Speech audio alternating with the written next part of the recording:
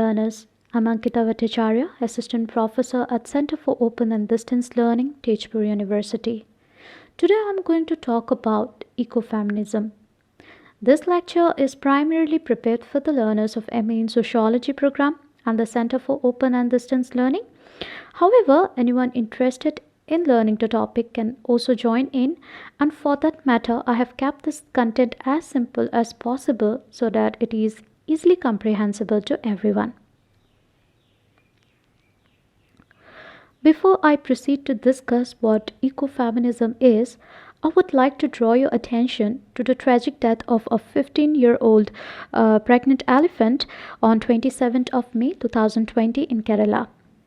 As you may know, you may be already aware that the elephant died because she had chewed on an explosive stuffed pineapple that is placed by human beings, probably as a snare to capture or keep away wild animals.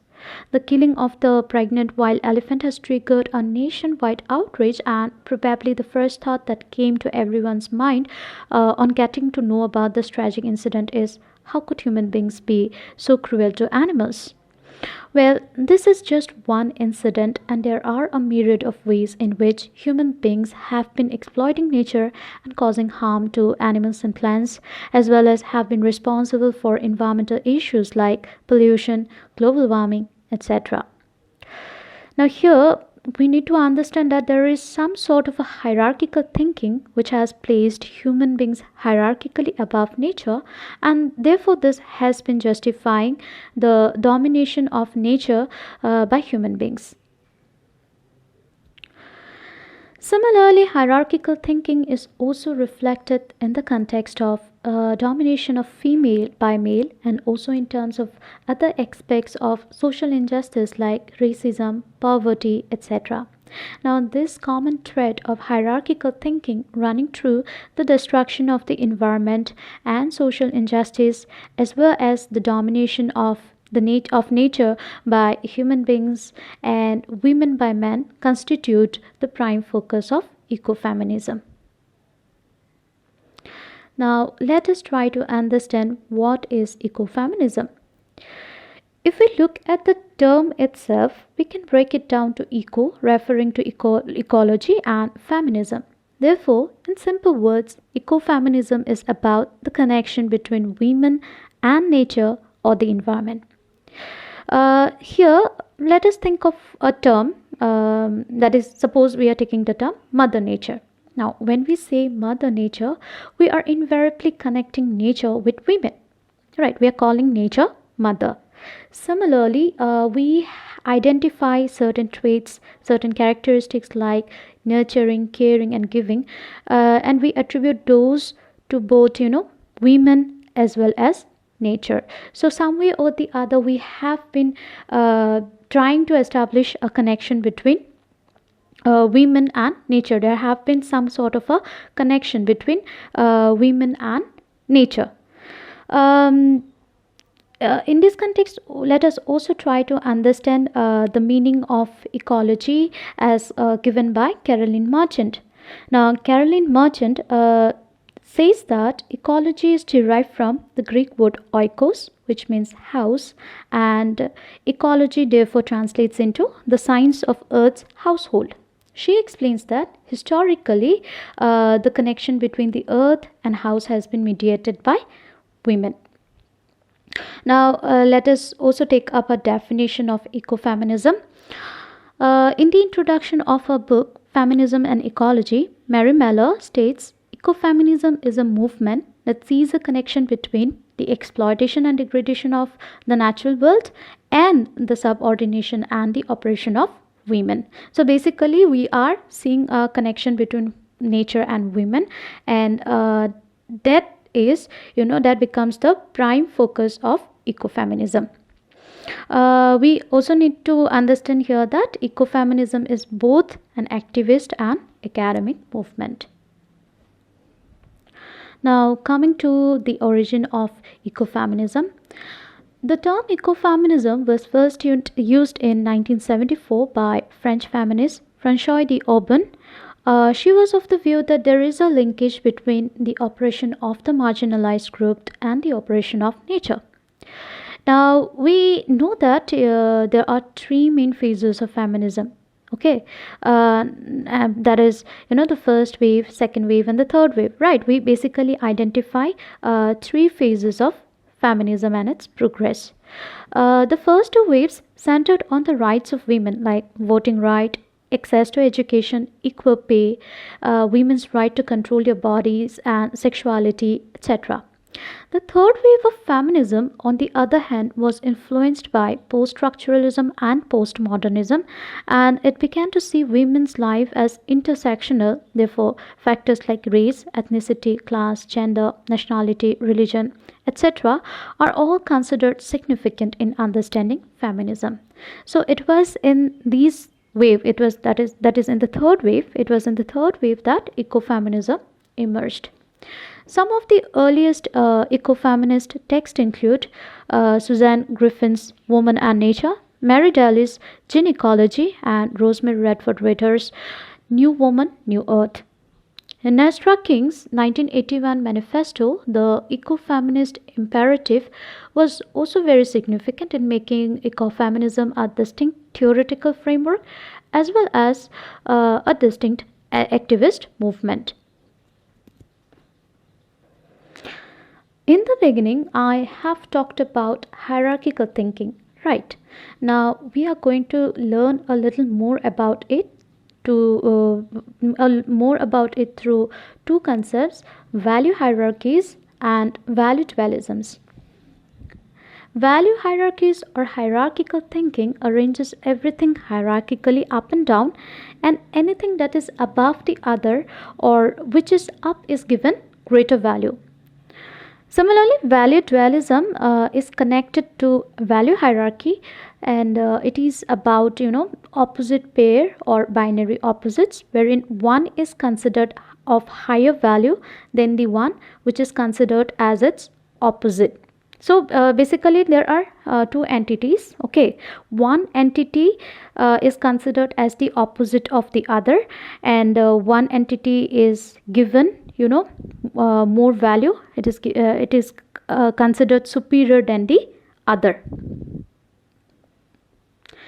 Some of the common examples of hierarchical thinking and value dualisms include culture, nature, where culture is of higher and more value than nature; male, female, where male is of a higher and of more value; region, emotion, where region is of higher and more value; human nature, where human is of higher and more value than nature. So since these are considered like one is considered as having more value and like more value than the other, therefore the one with higher value and more value is considered superior than the other, and that basically justifies the domination of the other or the subordination of the other. Again, we need to understand that what this hierarchical thinking and value dualism does is that it makes these entities opposite rather than complementary to each other, and therefore as we have already understood that it justifies the subordination or the domination of one by the other. Here if we take the example, suppose we take one example of the male and female. Okay, we are taking the example of male and female. The differences between the two are seen as opposite to each other. Male is considered superior to female, and therefore it justifies the domination of female by male. Therefore, according to ecofeminism, hierarchical thinking and value dualism lie at the root of environmental degradation as well as social injustice. In order to address environmental issues, one needs to challenge this hierarchical thinking and value dualism. Further, the ecofeminists are also of the view that to address environmental issues, one also necessarily needs to address social injustices. Let us also try to understand development as explained by the prominent Indian ecofeminist ecofeminist thinker and activist Vandana Shiva.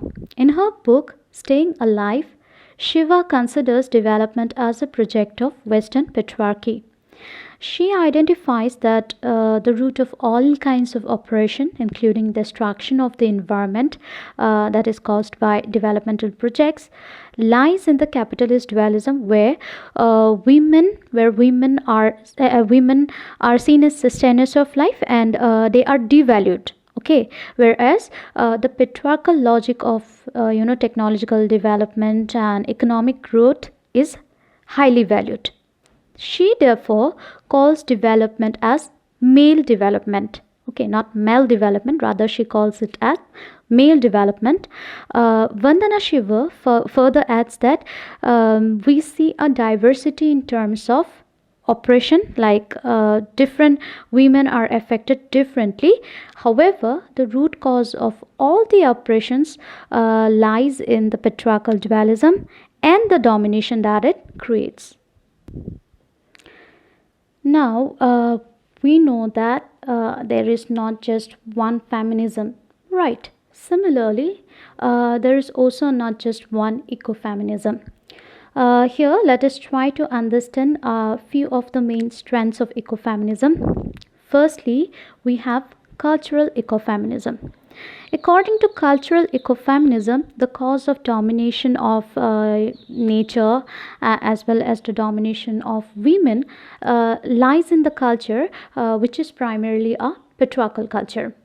Women and nature are culturally constructed as nurturing, caring, and giving. For example, women are identified with giving birth to and taking care of children, taking care of the family, etc. Such cultural constructions are responsible for subordination of women and nature. So these have also made women confined mainly to the domestic realm and have therefore limited their access to the public sphere. Therefore, cultural ecofeminism advocates that the relationship between women and nature must be identified, and new female cultures should be developed, and feminine principles should be promoted, and thus patriarchy can be overthrown. Next, we have socialist ecofeminism. According to socialist ecofeminism, patriarchal capitalism exploits both natural resources and women's unpaid labor. Under this patriarchal capitalism, there are contradictions between production and ecology, which leads to environmental crises. Again, private ownership and capitalism. Now, capitalism, it promotes private ownership, and these private ownership, it leads to the domination of women by men. According to socialist ecofeminism, it is the material and institutional changes and not the changes in culture or spirituality that can lead to ecological transformation of society. So, the socialist ecofeminists, they focus basically on the material aspects. Okay, they focus basically on mainly on the material aspects and not on the spiritual and the cultural aspects.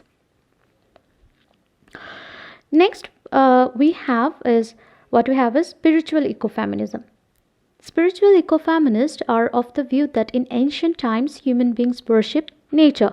They worship nature, like especially in the they worship nature in the form of goddess. Okay, especially there was the practice of worshipping mother goddess as a symbol of fertility. So this is what the spiritual ecofeminist believe.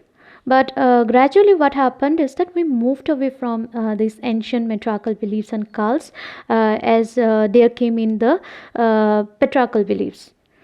Similarly, spiritual ecofeminist like Carol Christ is of the view that a goddess religion can overthrow the hierarchical thinking and value dualism, and therefore can recreate a egalitarian harmony between human beings and nature. So here the focus is basically on the spiritual aspect, right? So they basically advocate the worshipping of goddess. Okay, like Carol Christ, she says that, a goddess religion, the practice of a goddess religion, will be able to overthrow the hierarchical thinking and value dualism, and therefore this will lead to more equality. Okay, it will lead to equality, as well as there will be a harmony between human beings and nature.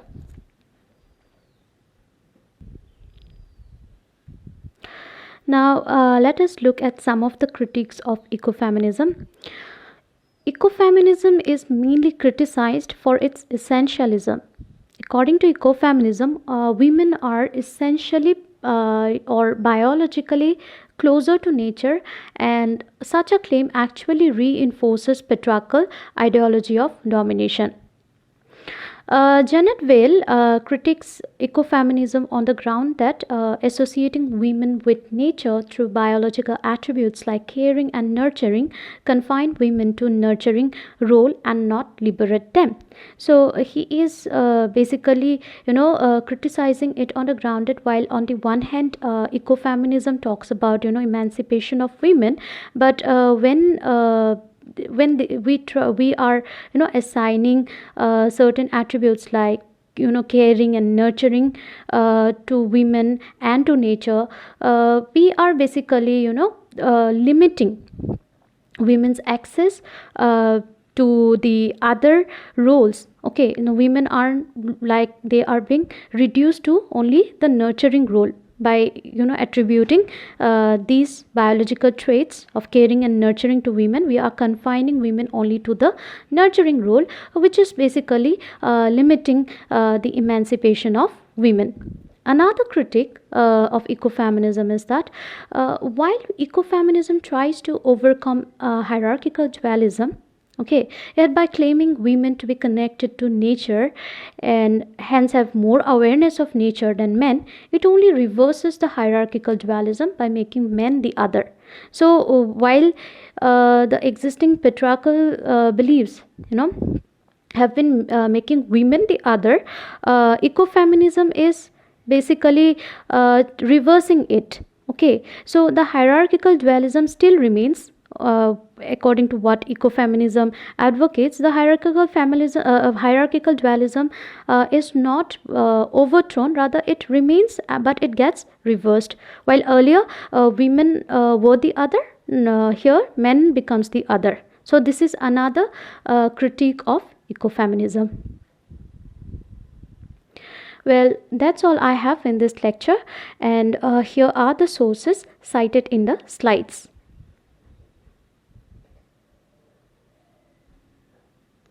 Thank you so much for joining in.